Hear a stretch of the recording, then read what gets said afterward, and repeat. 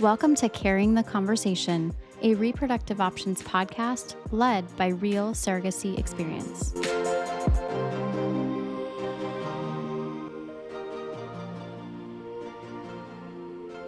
Hi, everyone. Super excited to introduce to you Jenn, who is our intended parent intake and matching coordinator. And we are excited to welcome her to our podcast. This is Carrying the Conversation, a reproductive options podcast led by real surrogacy experience. And Jenn comes to us with just really exciting things that are happening with reproductive options and just this really lovely process that has been created for our intended parents to really feel supported and valued and heard, really from start to finish. So I'm just excited to introduce you to Jenn. So Jenn, if you'd like to say hello, share a little bit about yourself, kind of your background, and we'll talk about what our program looks like. Sure. Thank you so much for having me. I'm so excited to be here. I'm Jenn Creacy, and I am the intended parent and matching coordinator here at Reproductive Options. I come to this work after my own infertility journey. I have diminished reserve, and so I have experienced the process of matching with an egg donor. I know that third-party reproduction can be a lot, right? And by the time you come to surrogacy, you have likely been through so much. And whether that is, as an intended parent who has had years of failed IVF cycles, a same sex couple, a single intended parent who is embarking on this incredible journey independently, all of those avenues of experience have very likely come with some sort of background in kind of a lengthier process than is likely you were hoping for, right? And Yeah. so, with some understanding of how that process actually kind of feels, that is the way that I like to lead my work in this space. I think that we are all here with the very same and most beautiful goal in mind. And I know that this is a lot logistically, financially, emotionally, and logistically at a time in your life where you're likely very busy in your career, right? So having to navigate paperwork and platforms and all of these things just on the way to take home your baby can be a lot. And so I like to say that I approach this process really with kind of both operational rigor and emotional grounding, because I think that's really so important. And it just changes the tone of your journey, really. Yeah, and I think people can do lots of research. You can go on social media, you can talk to friends, you can talk to family, you can talk to attorneys and your clinic and whoever. And it's really difficult to capture the full picture and understand everything. And it can be overwhelming when people try to understand everything from start to finish. They want to know all the answers to everything. And really, that's our job, is to guide you through the process from start to finish with a sense of what's next. Here's how we're working together without this crazy, overwhelming feeling of, I need to know everything right now. So really, I think, Jenn, what you highlight so naturally and well in the intake process with intended parents is just like that sense of comfort and understanding and just knowing where we go next, right? So you're providing that guidance without them feeling like I have to know all the answers to everything right now. I would love for you to kind of share what's that first line of communication. How do things just really kick off and get started with you? Sure. So, the first step in our process is to fill out some very brief intake forms. And this is really just so that we can get to know the intended parent's background. So, what are they? Who are they? Where are they? What clinic are they working with? So, these are kind of all of the background considerations. And one of the amazing things about partnering with us and coming to us is once you kind of turn that information over to us, it stops being yours to manage. So once you've handed us, this is the clinic, this is the doctor that I'm working with, it's no longer on your plate to concern yourself with what your doctor's requirements are, because that is our expertise. That's what I'm going to take off your shoulders. And so, that first step is just giving us that information and kind of letting it go. And I know that can feel really difficult when you've been in this process for so long, but there's also a bit of relief to it, I think, too, to really having a partner that you can trust to guide you through the process. So once we have all of those basic forms of information, what we'll do next is a consultation call with me. And on that call, I'll really get to know you, who you are, what you're looking for in a surrogate candidate. And we'll talk a little bit about what sorts of things people think maybe are very important in this journey and what actually is really important Right. in a surrogate candidate, right? And sometimes I think you are under such a deluge of information trying to get yourself through this process that it's difficult to parse on your own exactly what is important to look for in a surrogate candidate. And again, having just us as a partner where you can kind of bounce those questions off and really ask and receive information from a source that has kind of seen it all and been there and done that, and can help you evaluate what really your priorities are. Yeah, absolutely. I think we find, a lot of times you come in with the clinic requirements, you look at ASRM guidelines, they may look to SEEDS ethics, a friend, a family member, some Facebook groups, some local community things, and they just put everything on the list, right? And then we get to a point where it's an impossible candidate to find. It's not feasible. And so really talking through those with you to understand what really is important, what can we let go, how do we rank those things so that we find a realistic candidate. But not only that, so we're not missing the opportunity for the right connection. I always say, like, we can check, let's check the boxes, and this goes both ways for surrogates and parents. Let's check your boxes on both sides. But be super open minded in that process, because I always say, when you're going to get on that match call, you'll have the right connection. You get off of that and you say, that's it.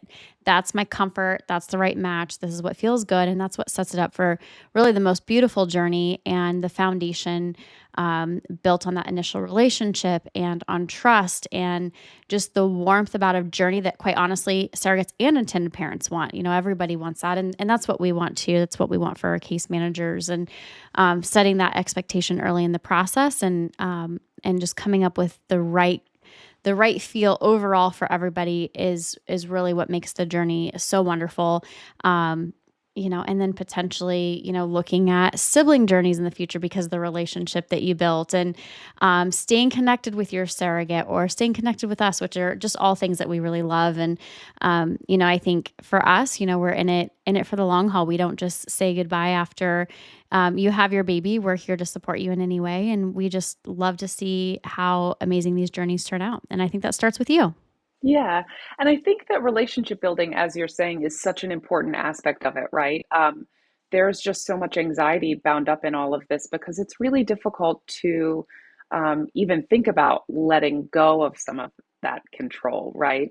And so I think what really helps ultimately is building relationships with a foundation of trust. So, with a team that you're really trusting, with your medical staff that you're really trusting, and ultimately we can help you get to the place you need to be, sort of emotionally, with a little bit of that additional information and guidance and hand holding, to help you really have a successful journey and one that you can look back on with a little bit of relief, really.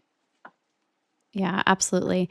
And I think one of the things I'm really excited about too that will be helpful for both intended parents and for surrogates is our series 3 on the podcast that we are going to start working on, which is kind of all the third party professionals that are holding the entire journey together outside of our team. So during this series, we're going through our team. You can get to know our case managers, of course, Jen.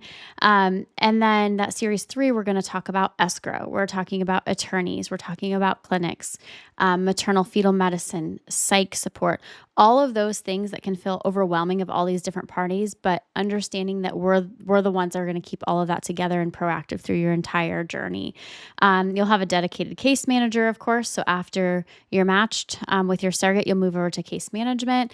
But of course, Jen is always here, if you have questions throughout the process as well. But I would love to kind of touch base on what happens during that matching process, right? So we're contacting the clinic, we're talking about records pre approval. I think that's super important to share about that we do that before match calls and kind of share why to protect parents and surrogates. Yeah, the clinic approval process is actually kind of the biggest stepping stone in this process, right? And it is one that is ours, as I said, to manage. I come to this role with quite a lot of experience in the field. I have worked with a good number of the clinics across the country. I have a good understanding of what clinics are really looking for in a candidate, and kind of having eyes on what the clinic is hoping to see helps us to present you with a really great match, right? So we're not going to be sending you candidates that we don't feel relatively confident your clinic is going to agree are an excellent fit for you. And then once the clinic receives the candidate's profile, we'll also be sharing their medical records, and that means your doctor and nursing team will have the opportunity to review her OBGYN records in full and make the evaluation. Does this candidate look suitable for surrogacy? So, our policy is that intended parents are not paying us for a match upfront. You don't have to pay us a retainer fee for those records to be reviewed. You won't pay us any fees at all until your doctors, your doctor and your medical team have reviewed the records and Yeah, you've had that match call with the surrogate candidate, and everybody agrees that this is a really great match for you. exactly. So we're going to get you through both of those processes, and happy as always to answer any questions that you might have about the medical records review process. It can take a couple of days if your clinic is quite quick, or some clinics do take a little bit of a longer time. And so we'll just obviously also, of course, make sure that you have a good expectation around what that timeline looks like. We don't want you to be waiting for 6 weeks and feel that, in the background, we aren't doing what we need to be doing for you, or that the clinic is not. These things do sometimes just take time. And we will, of course, be in contact with the intended parents throughout that time period just to make sure that they feel they have a good touch point with us. And once the clinic has Yeah. approved the records, at that point, we'll schedule the match call and you'll get to meet the candidate, and just make sure that you're aligned and that everything feels good and everybody's really keen to move forward. And one of the things I think is pretty special about our team too is that we'll prepare you in advance of the match call. It can be a very heightened time emotionally for both surrogates and intended parents. And we just want you to make sure that you are not turning to ChatGPT to figure out what to ask. We will help kind of Right. guide you through, what are the Yeah. things that you want to really be looking out for in the match, and what are the questions you need to ask your surrogate to make sure that you are really getting to know each other on those levels that you need for the duration of the journey. Yeah, and our match calls are wonderful. They're led by Liz, who's one of our case managers. She just does this so naturally. I mean, it's an incredible process that she walks through. And of course, if anybody has questions outside of what we typically ask, we're happy to receive those ahead of time. So Liz can ask those if you're uncomfortable. We just want to do whatever is best for everyone during that process because it can be emotional. But she's fantastic at those. We're actually going to do a podcast just on match calls so that we can kind of talk through what that looks like on both sides, which I think is super helpful. In the time frame of records reviews, because like you said, it can be a couple of days, but we've also seen 3, 4, 5 weeks sometimes with Hmm. those. Of course, we'll be super transparent about what that looks like. But during that time, if you can kind of walk us through maybe some of the documents we'll be reviewing, talk about the transparency on costs versus some of the other agencies that maybe are not fully laying everything out on the table. Yeah, I know that that's one thing that intended parents find really difficult to evaluate, right? Because comparing agency fees is so rarely apples to apples. It's almost always apples to oranges, right? So, Exactly. one agency might have everything, including legal, or even escrow, lumped into one fee, which doesn't give you a whole lot of transparency on what are those fees for, where are they going, who are they going to, and who's accountable for them. That's not the case for us. Our fees are laid out, very meticulously, and very thoroughly.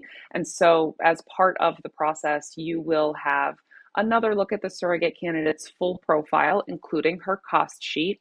And it will give you a breakdown of all of the things you can expect to see in the journey and even some of the things that you may not see, but that we really want you to be informed about and just have visibility on so that you can plan for them, right? So, a C section, for example, might be an additional fee. You may not actually ultimately need to be doing that, but we want you to be prepared for it. Multiple transfers, once again, hopefully you won't need to do, but we'd like you to be prepared for. Even something like split twins, right? We see it. So you may transfer one embryo and you may end up with a multiples pregnancy, and that's something that will also be laid out for you in the cost sheet. So while your clinic is reviewing the medical records, we would ask that you make sure you do your diligence on the candidate's cost estimate just to make sure that you are fully informed on what that looks like and what the journey is very likely to cost you.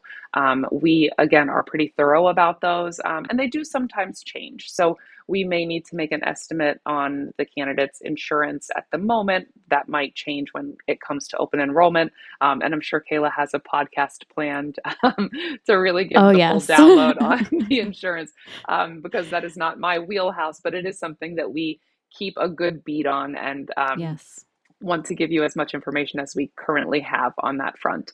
And so you'll review that, and we just ask you to sign it once again so that we all stay on the same page. Transparency is a really important part of this process. We don't wish for there to be any surprises for you, and certainly none that are originating on our end, right? So we want to make sure that you have all the information that you need to make the appropriate decisions for yourself and your family. Yeah, and talking on transparency too, we're presenting you during that time with our intended parent agency agreement, which Mhm. is, I think, really important to be able to see during this time to make sure that you're fully aware of what's included in that.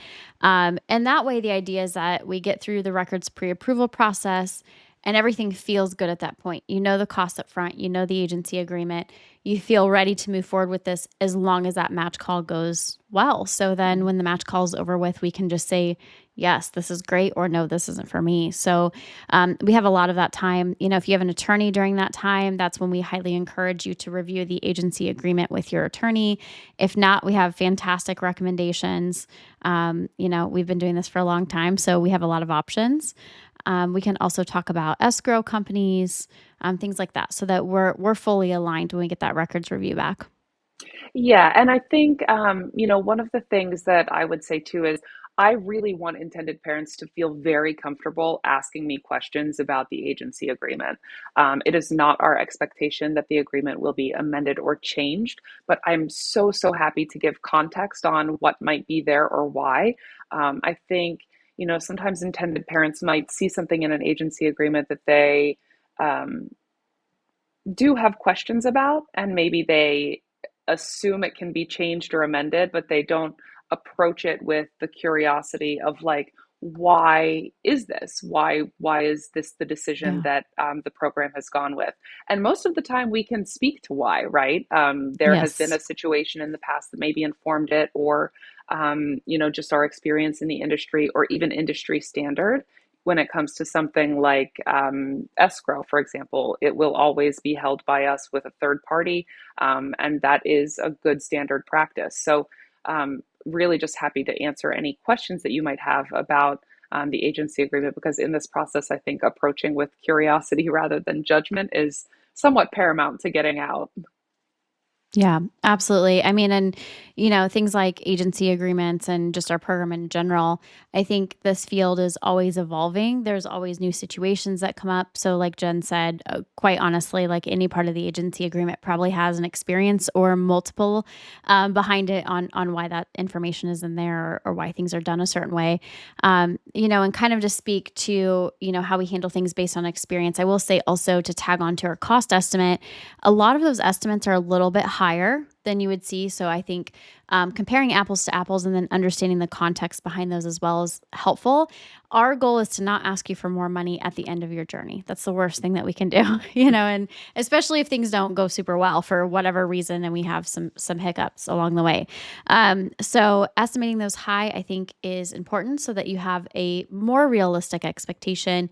Whereas we're starting to see kind of a trend with some other agencies where they're trying to estimate it as low as possible and then have a huge list of all the things that are not included in that cost estimate, so that you get kind of a skewed effect and potentially go with them for the lower cost. So that's not our goal.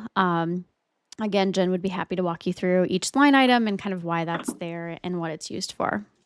Yeah, I mean, our goal and the way the program has been so thoughtfully designed is for us to handle all of these back end concerns so that you can focus on what's really important, which is growing your family. As Yeah. Kayla says, we don't want you to have a big bill at the end of your journey. We want you to be able to go home and enjoy your family, and not continue on with logistics and financials. And so estimating high allows us to avoid some of that if possible.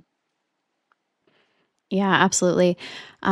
So what I'd like to just kind of add into is maybe some common questions intended parents have for you at the start, if you'd like to share some of those. So I think one of the more common questions, or concerns, is that intended parents often are having in mind that they can only or really preferably need to work with a surrogate candidate in California. As we all know, Yes. California is a really excellent state for surrogacy. The laws in California are very friendly for surrogacy. Um, you'll probably have a good time, right? But it is the case as well that there are a good number of other states that are really, really incredible for surrogacy. Illinois is one.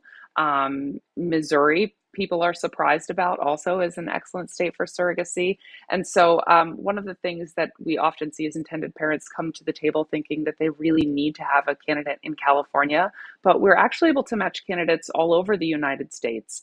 And Oh, so that's some of the sort of back end work that we also do that you don't necessarily need to be concerned about. We'll certainly take a look at the pre birth situation, for your given situation, whether you're a single intended parent on an independent journey or a same sex couple. We will be able to understand whether, any given state is friendly for you for surrogacy, and hopefully provide you with a match in a state that you're really comfortable with.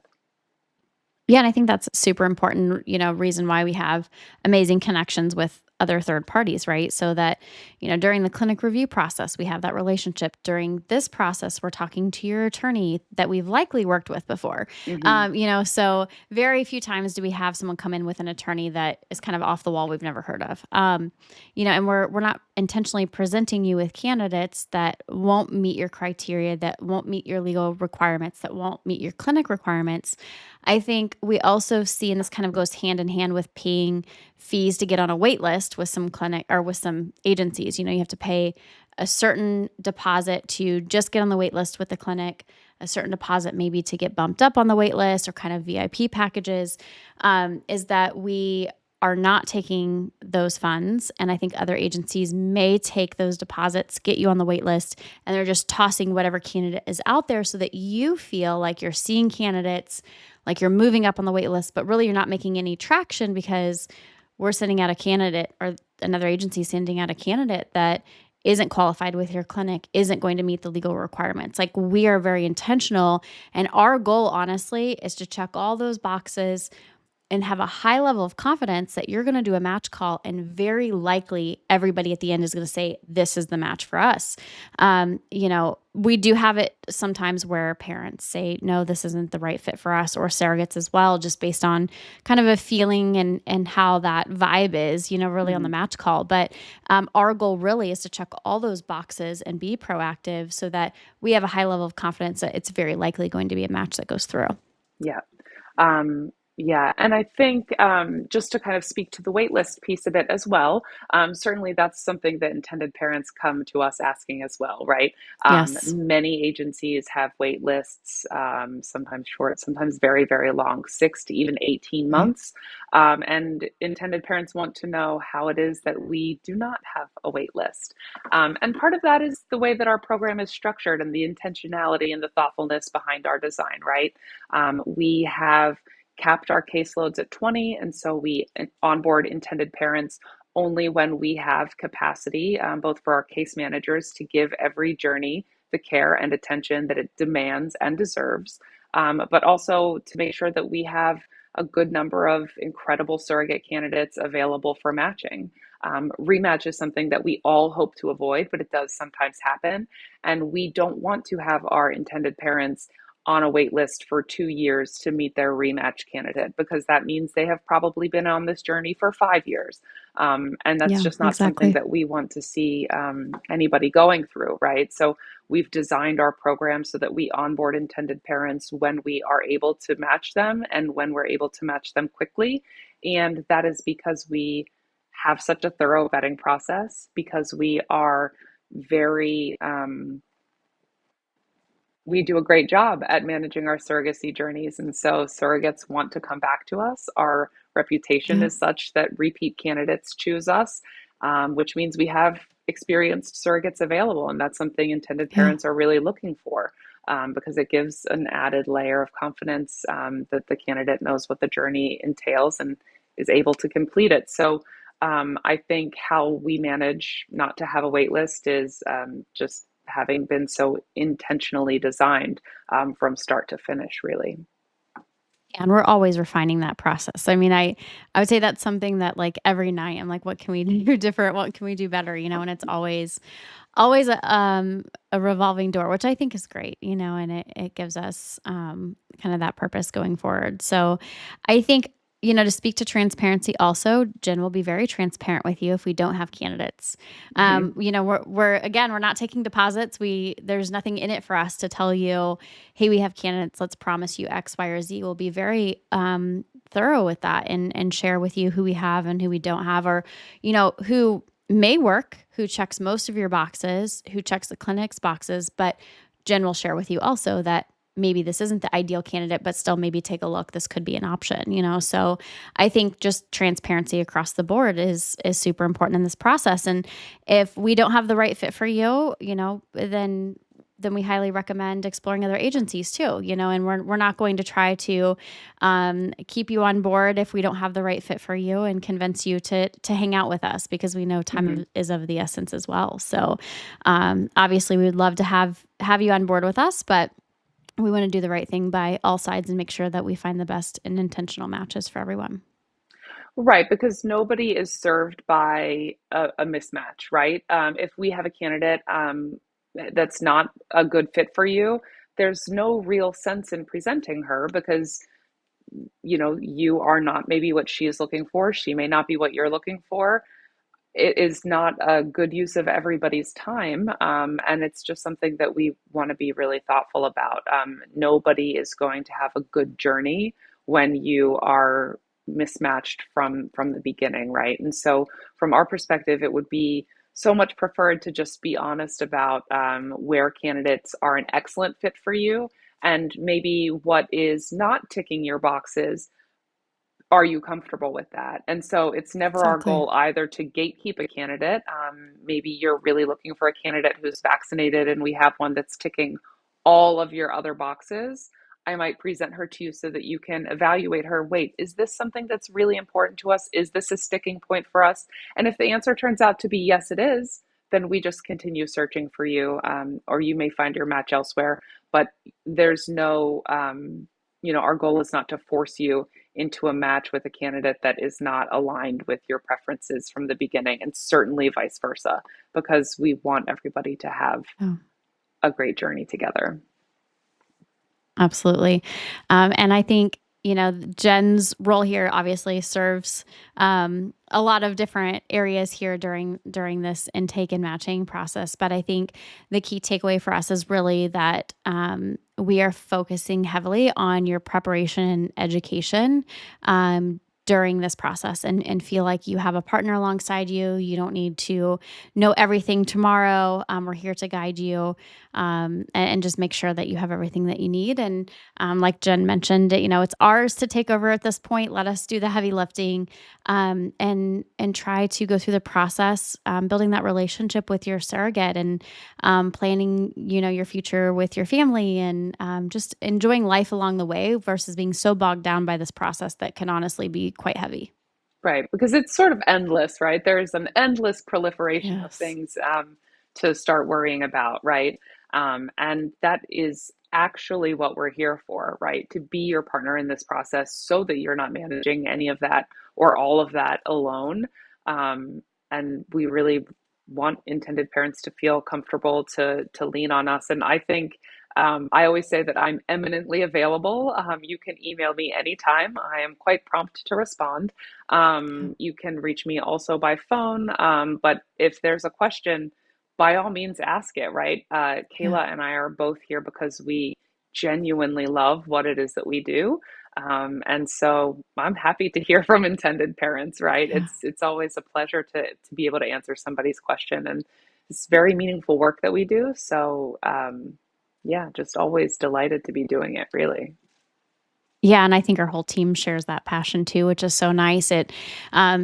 Something a bit of a process to get our team the way it is, and it's always I think a process for anyone to find the right team. And I truly feel like I have partners next to me, in case management and in surrogate intake, and of course with you, and really everybody that is the backbone of the company. And having people that are passionate about what they do and love what they do, they're excited to talk to people, and excited to make this Hmm. work. So Hmm. our team truly is here for intended parents and surrogates, and to make the best of this, because um, we all, I think, share that same goal of having a successful and amazing journey. I know for me, when I did my surrogacy, it was one of the most amazing things I ever did in my life, and um, I think we're all just passionate, and we're fueled every day by, everything that goes into this. So, Yeah.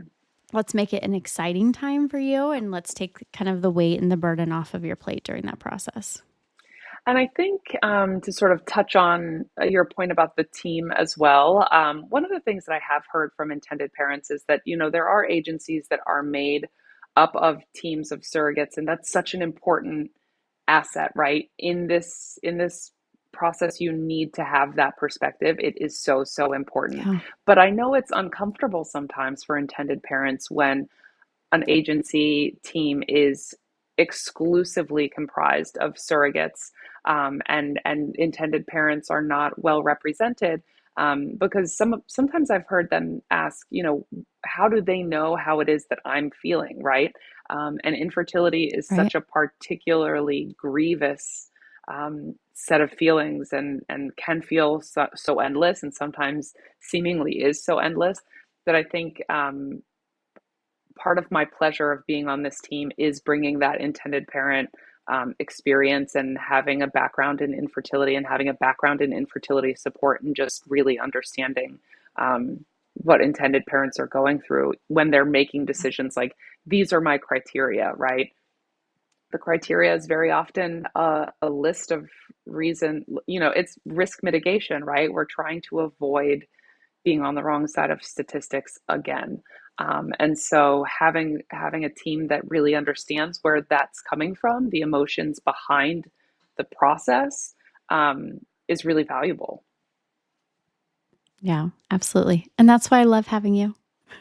I'm so excited to Uh, have you. So excited to yeah, have you on board with us. And but yeah, Jen's a fantastic starting point on our intended parent side, and really just the backbone of being proactive and taking that weight off of your plate while we do what we do, and find you the best match. So it's been a pleasure to have you on, Jenn. I thank you for your my time. pleasure, really. And just super excited for you to be able to connect with intended parents, and we're always here. Yeah, really, really looking forward to meeting all of you and hoping that we hear from you soon.